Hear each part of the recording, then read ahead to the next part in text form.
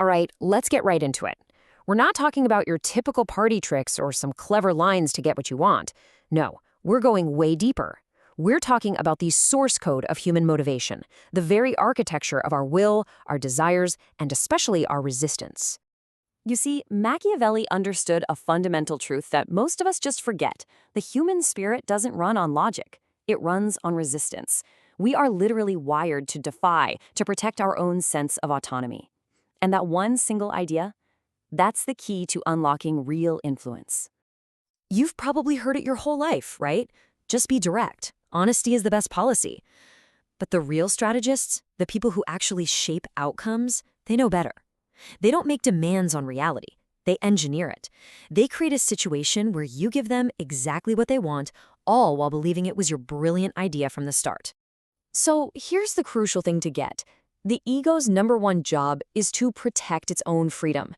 The very second, someone feels like they're being forced, boom, the walls go up.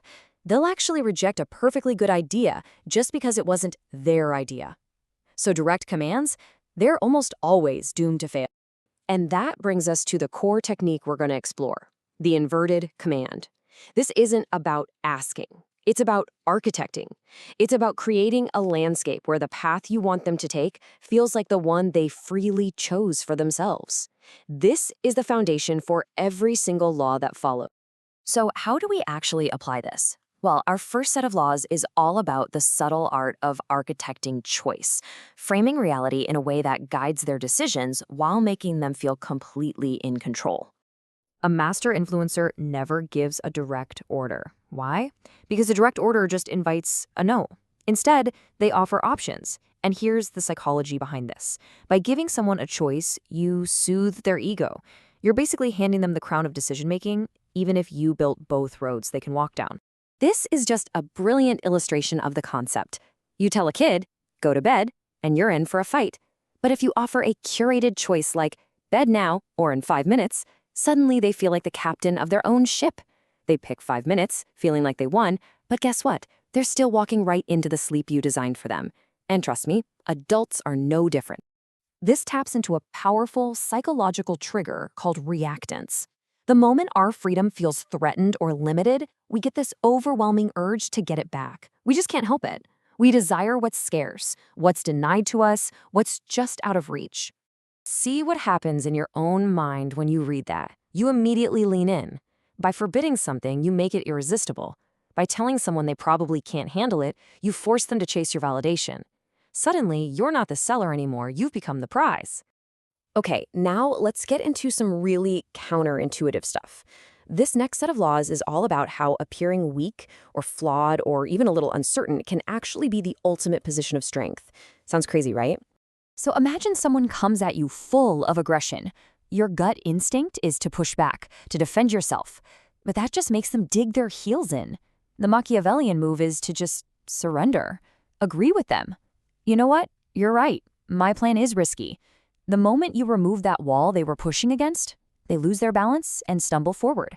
And to regain their footing, they'll often start arguing your original point for you.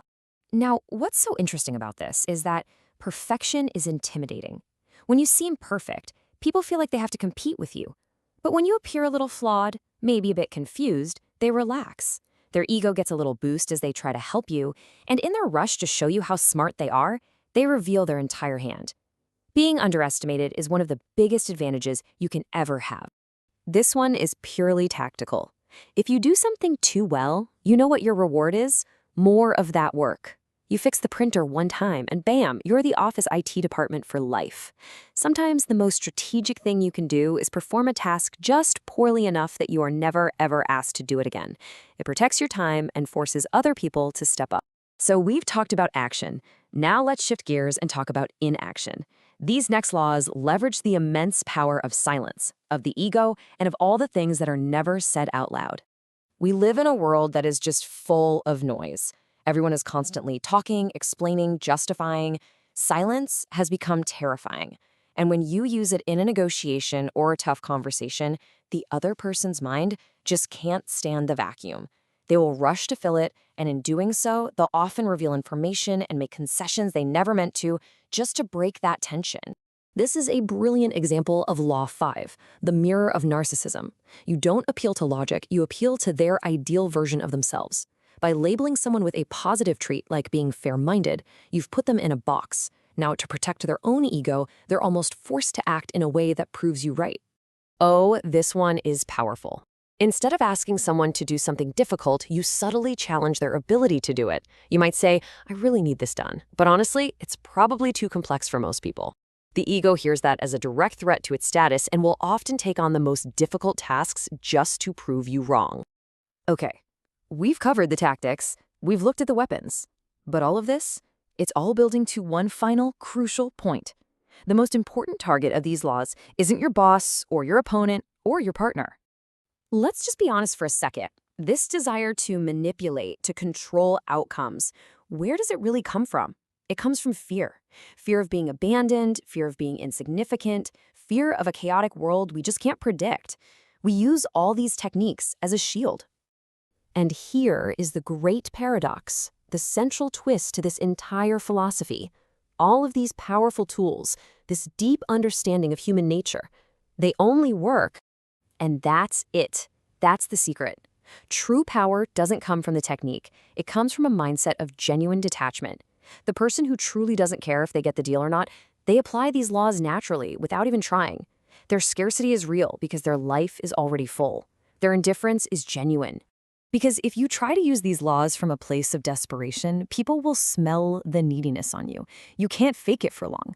The mask will slip and the techniques will totally backfire, just making you look weak and manipulative. It's something you have to actually become, not just pretend to be. So the ultimate reverse psychology isn't something you play on others. It's the one you play on yourself. It's about convincing yourself that you do not need the outcome. It's about building a life so solid and a mind so strong that someone else's rejection is just information. It's just data. It's not a wound. Because when you stop needing the world to clap for you, that's when the world starts chasing you. In the end, it all comes down to this one question. Most people are pawns, just reacting blindly to whatever is in front of them, playing a game by rules they don't even understand. The point of all this knowledge isn't just to win, it's to finally understand the game itself. And the choice is yours.